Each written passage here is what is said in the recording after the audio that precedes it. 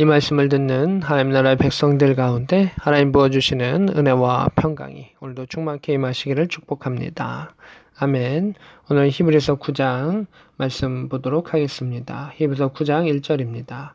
첫 언약에도 섬기는 예법과 세상에 속한 성소가 있더라 이렇게 되어 있습니다. 그래서 첫 언약은 구약의 개념들을 의미합니다. 그래서 구약 가운데 섬기는 예법이 있었다라고 말하고 있습니다. 보통 이제 하나님의 말씀, 구약, 이제 구약을 이제 예수님 오기 전에 약속이라고도 할 수 있는데 구약을 율례와 법도 이렇게 성경은 해석을 했었습니다.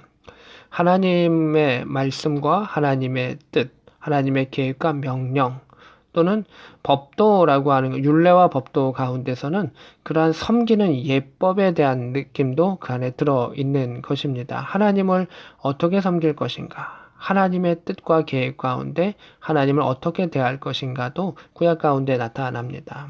특별히 모세 오경 가운데 또 출애굽기 가운데 또 신명기 가운데 레위기는 이제 아예 제물을 드리는 방법에 대해서 더 구체적으로 나와 있는 것을 보게 됩니다.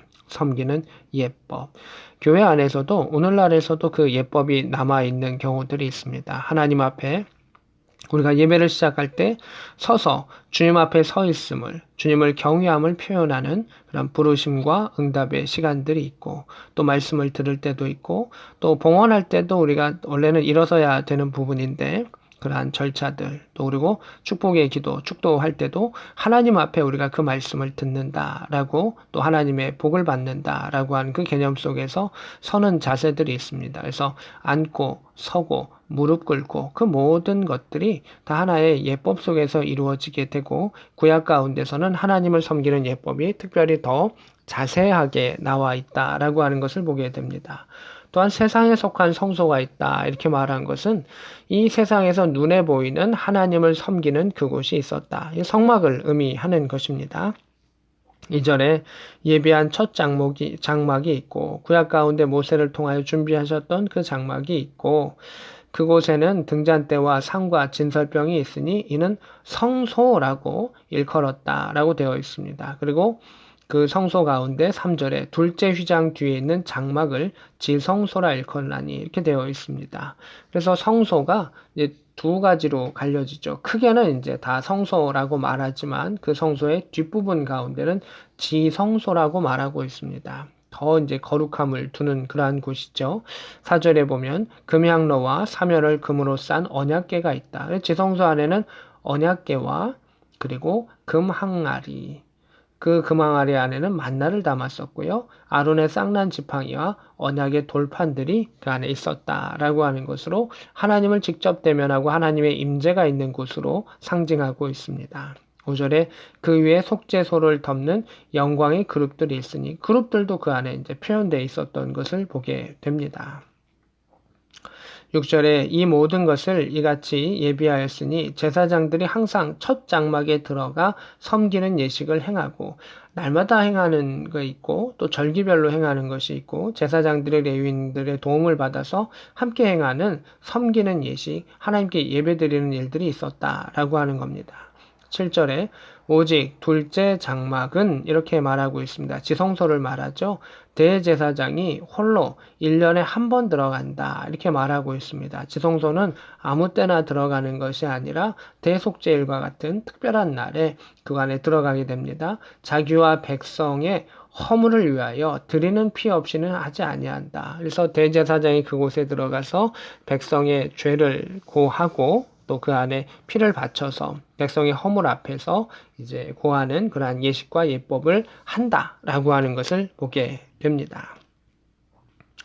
9절입니다. 이 장막은 현재까지의 비유니 이에 따라 드리는 예물과 제사는 섬기는 자를 그 양심상 온전히 할 수 없나니 10절에 이런 것은 먹고 마시는 것과 여러 가지 씻는 것과 함께 육체의 예법일 뿐이며 개혁할 때까지 맡겨준 것이라 이렇게 되어 있습니다.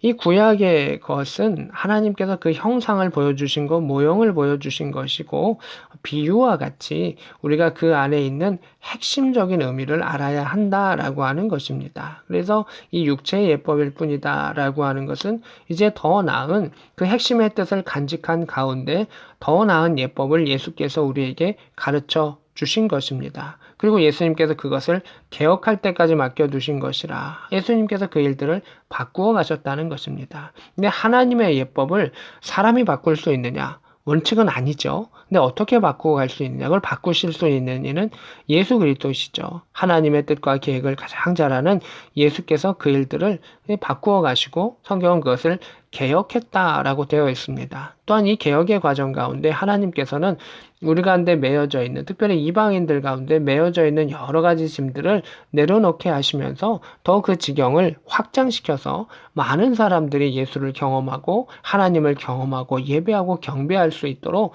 그 지경을 넓혀주셨다라고 하는 것을 보게 됩니다. 그래서 우리가 구약을 옛것으로 무시하거나 이건 옛날의 문화야 라고만 할 수 없는 것이 아닙니다. 그 안에 비유의 의미, 이 말씀을 하셨던 의미를 잘 간직한 가운데 그 핵심이 잘 전승될 수 있도록 전해 내려올 수 있도록 하는 것입니다. 예수님께서 신약의 말씀을 하셨는데 하나님의 뜻과 계획은 이러하다라고 이어서 말씀해 주신 것이지 그 전의 것을 다 헛되다라고 말씀하신 것은 아니라는 것입니다. 그래서 우리가 오늘의 예배 가운데도 마찬가지입니다. 하나님의 마음은 어디 있는가? 신구약을 통틀어서 그 아버지의 사랑과 은혜의 마음을 품을 수 있는 것이 중요합니다. 교회 가운데 편리도 중요하죠. 편안하게 잘 쉴 수 있고 예배 환경을 조성하는 것도 중요하죠. 그러나 더 먼저 돼야 되는 것이 있죠. 하나님을 섬기는 예법. 예법은 절차도 중요하지만 그 마음가짐의 대함이 더 중요하죠. 하나님을 진정한 우리의 왕으로, 우리의 주인으로 대하는 그 가운데 그 하나님께서 우리에게 주셨던 또 하나님께서 우리에게 원하시는 그러한 일들을 행하고 나아가는 것이 우리의 삶 가운데 필요한 것을 보게 됩니다. 하나님께서 우리에게 참 편리하게 편하게 많은 것들을 은혜를 허락하여 주셨습니다. 그 가운데 우리가 다시금 주님을 주목할 수 있기를 원하고 나의 왕이신 하나님을 진정으로 그 마음속에 존중하며 사랑하며 믿으며 나아갈 수 있는 복의 날들이 되기를 원합니다. 오늘도 왕이신 하나님께서 우리를 부르셨습니다. 주권자이신 하나님께서 우리를 그 나라의 백성으로 부르셨습니다. 하나님을 사랑하고 존중하고 찬양하는 것이 우리의 삶 속에 우리의 예배 가운데 늘 나타나서 예법과 마음과 마음의 중심과 행함과 겉으로 드러나는 모든 것들이 주님 원하시는 그 모습으로 살아갈 수 있는 복된 저와 여러분 될 수 있기를 우리 구주 예수 그리스도의 이름으로 축복합니다. 아멘.